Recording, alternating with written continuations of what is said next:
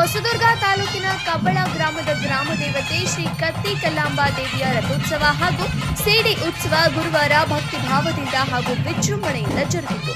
ಜಾತ್ರೆಯ ಅಂಗವಾಗಿ ದೇವಿಯ ಮೆರವಣಿಗೆ ಶಾಸ್ತ್ರ ನೆರವೇರಿಸಲಾಯಿತು.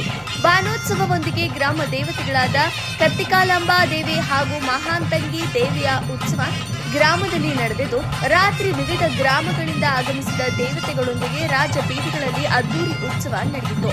ಬೊಮ್ಮೇನಹಳ್ಳಿಯ ಕರಿಯಮ್ಮ ದೇವಿ, ಮಲ್ಲೇನಹಳ್ಳಿ ತಿರುಮಲೇಶ್ವರ ಸ್ವಾಮಿ, ಹೊಸಹಟ್ಟಿ ಆಂಜನೇಯ ಸ್ವಾಮಿ ದೇವರುಗಳ ಕೊಡುಬೇಟೆ ವಿಶೇಷ ಆಕರ್ಷಣೆಯಾಗಿತ್ತು.